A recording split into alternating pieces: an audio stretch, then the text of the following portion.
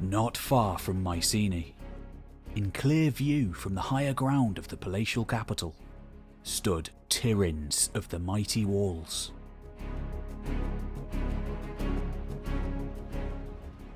The second most imposing of all Mycenaean fortifications in the Argolid.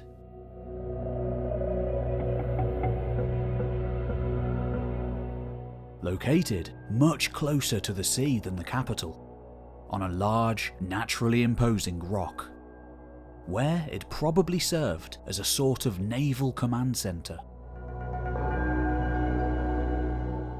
The same as most Bronze Age centres in Greece, Tiryns had been inhabited since the Neolithic. But Tiryns was different.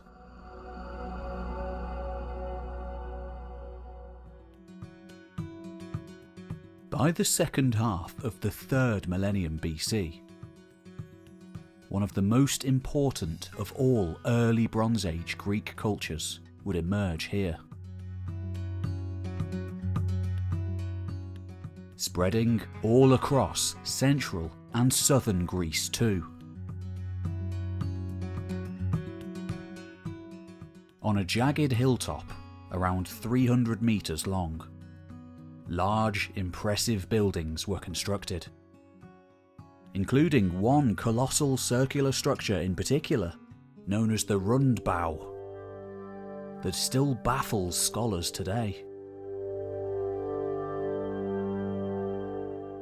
Variously hypothesized to be some sort of a granary or meeting hall. The whole settlement was fortified too, making it much more imposing than any other known site during that time. Whether these inhabitants were related to the Mycenaeans themselves, or perhaps to some of the pre-Greek peoples mentioned in mythology, remains difficult to determine. Whatever the case, however, the Tiryns culture, seen in widespread pottery and material goods, lasted until the very end of the 3rd millennium BC, when it was succeeded or perhaps replaced by the less impressive cultures of the Middle Helladic, just as the Tiryns culture had superseded the equally impressive early Helladic sites at nearby settlements like Lerna.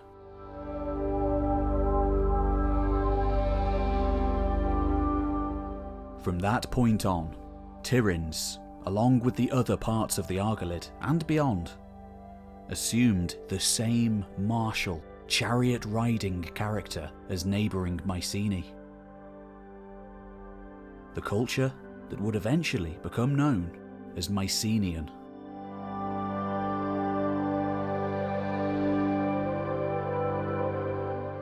By around 1600 BC, though the original nature of its habitation is lost, perhaps originally being a rival, Tiryns had grown into the second largest Mycenaean settlement in the Argolid.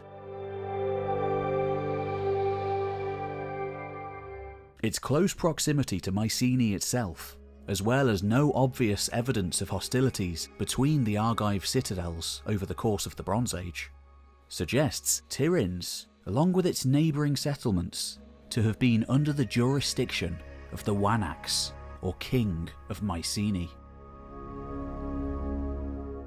A term taken from archival records, painstakingly translated over the course of the last century.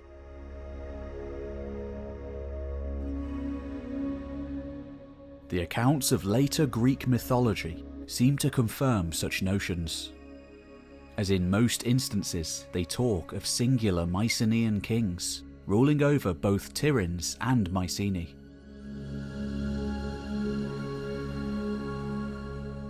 According to Pausanias, the city was named after an Argive prince, Tiryns, a son of King Argos, himself the foundational ruler of nearby Argos, which we will visit soon. By around 1500 BC, the first stage of an extensive Acropolis fortification was begun, with a series of palatial buildings constructed around a central megaron, and large palatial square to the south. With a central hearth bordered by 4 Minoan-style wooden columns supporting the roof, the megaron also included the seat of the ruler of the settlement. And just like the lower settlement around it, the rest of the Acropolis was protected by defensive walls. Just like at Mycenae, the latest walls of Tiryns were imposingly built in Cyclopean style.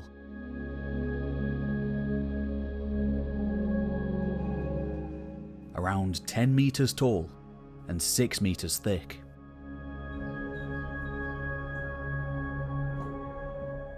A series of tunnels were also installed throughout the fortification, connecting gates and other passageways to vital points across the town, including the palace itself.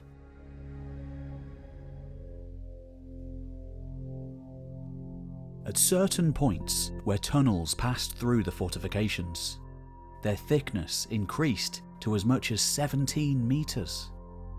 Some of the most impressive examples of all Cyclopean masonry.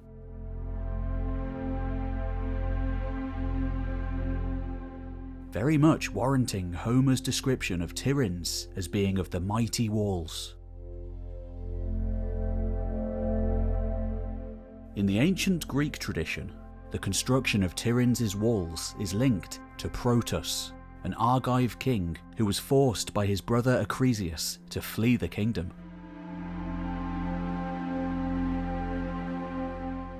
As Protus fled to Lycia in Asia Minor across the sea to the east, he sought help from the Lycians, who provided the ousted Argive king with a military force, enabling him to return to the Argolid to continue the war against his brother.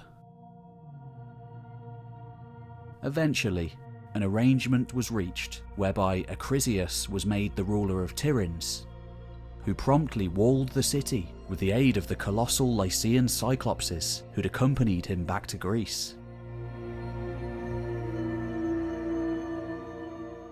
Eventually, Protus' son, Megapenthes, would make a deal with the legendary monster slayer Perseus to exchange Tiryns for the city of Argos.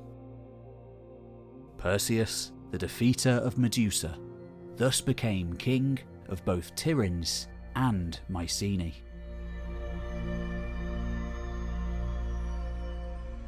With the 14th century BC came the very high point of Mycenaean civilization. Virtually all Mycenaean settlements across Greece being significantly expanded. And Tiryns was no exception.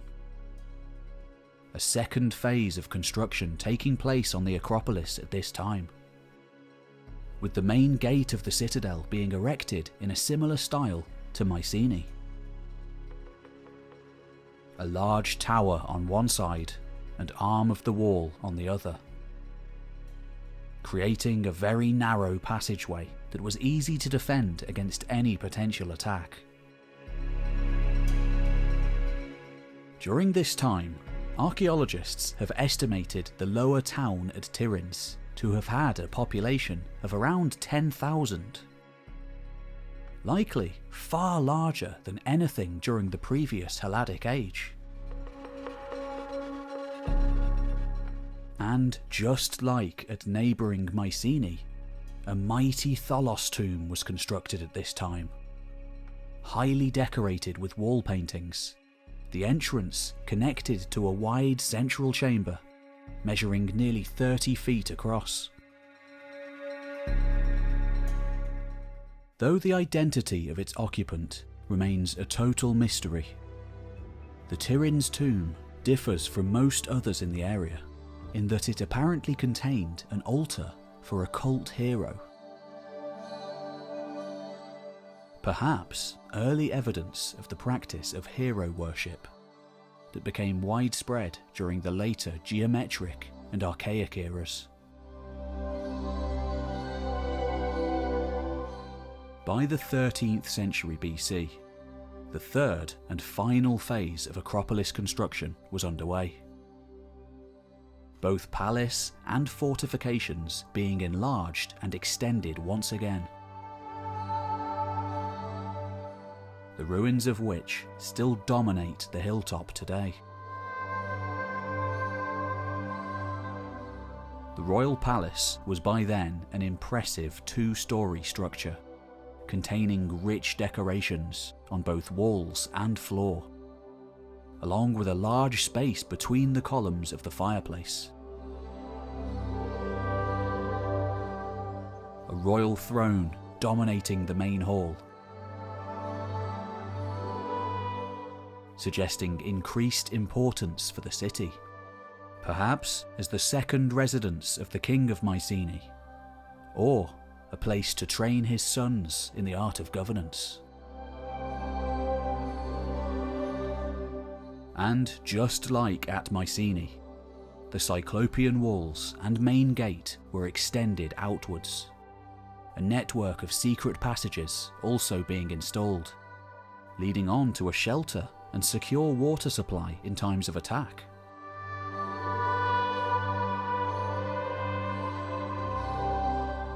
Another fortified wall was erected on the Acropolis too, separating the royal palace from the lower palace on the northern side.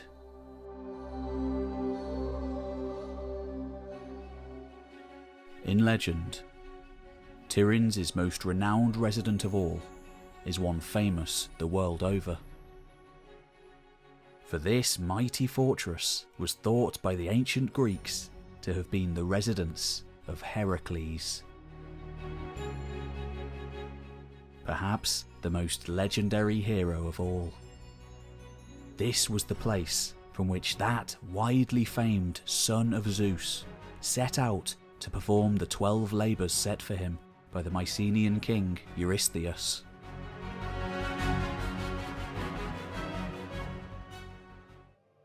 Besides just a handful of other myths, however, Tiryns didn't receive much attention in Greek mythology, especially when compared to other cities, many of which, in terms of their archaeology, in fact seem far smaller and less influential during the Bronze Age. Even after the crisis of the 12th century BC, which led to the end of Mycenaean Greece, Tiryns remained a major stronghold, perhaps even serving for a brief time as a new capital after the decline of Mycenae itself. Until, just like the other citadels of old, life at Tiryns too became a memory.